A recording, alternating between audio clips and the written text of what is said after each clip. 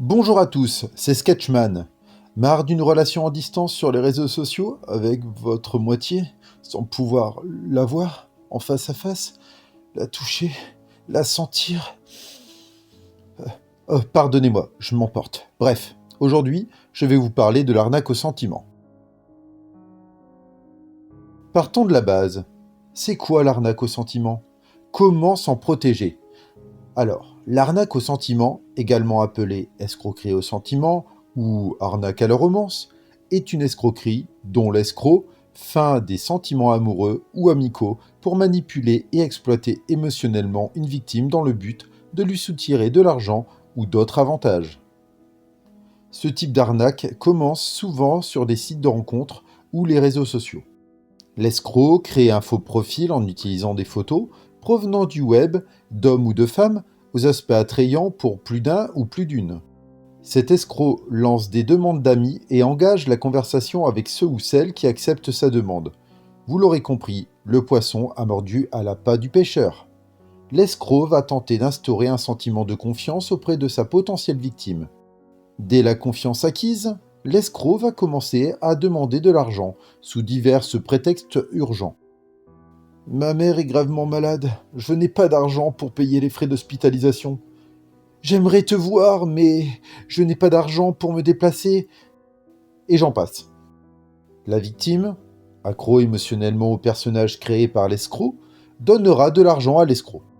Bien sûr, l'arnaqueur trouvera toujours une excuse pour justifier le fait qu'ils ne peuvent pas se voir et trouvera de nouvelles difficultés financières pour obtenir plus d'argent de sa victime.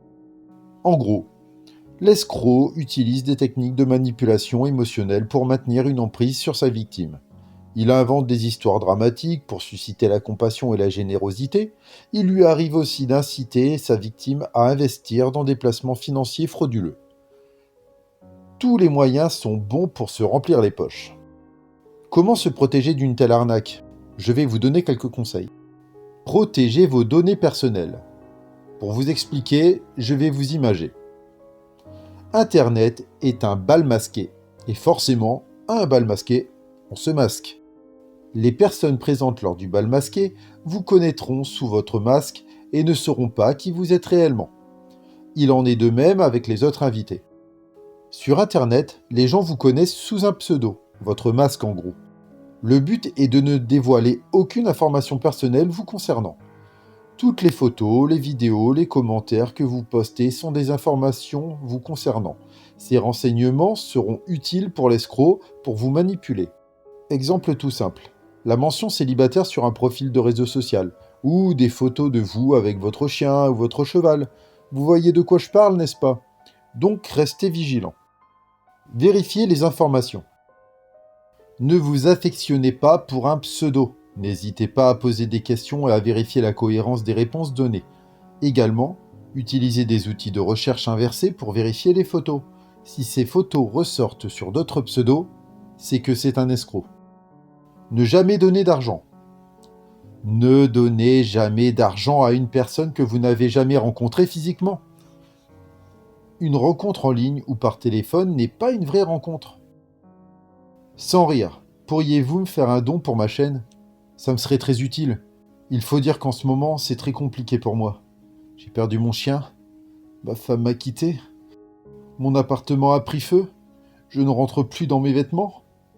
Un petit geste, quoi. Je vous aime. Je vois que vous avez tenu bon. C'est que vous avez compris. On ne donne pas d'argent à des personnes virtuelles. En cas de doute sur la sincérité de votre interlocuteur, demandez l'avis de vos proches ou des forces de l'ordre. N'étant pas impactés émotionnellement, ils seront de bons conseils. Signaler et se protéger. Si vous vous apercevez de supercheries avant ou même trop tard, interrompez immédiatement toute communication avec l'escroc. Faites des captures d'écran des conversations, récupérez les informations et les renseignements sur le pseudo. Si vous ne vous êtes pas fait avoir, signalez l'incident ou si vous êtes victime, déposez plainte en ligne sur www.cybermalveillance.gouv.fr. Pour conclure, personne n'est à l'abri de se faire arnaquer un jour. Ces escrocs profitent de la détresse émotionnelle, du mal d'amour ou d'amitié de ses victimes. N'oubliez jamais que l'amour véritable ne se monnaie pas. Il se gagne par la sincérité des sentiments. J'espère que cette vidéo vous a plu. N'hésitez pas à partager la vidéo, à liker, à vous abonner, à laisser un commentaire et à activer la cloche. Je vous dis à bientôt. Bye.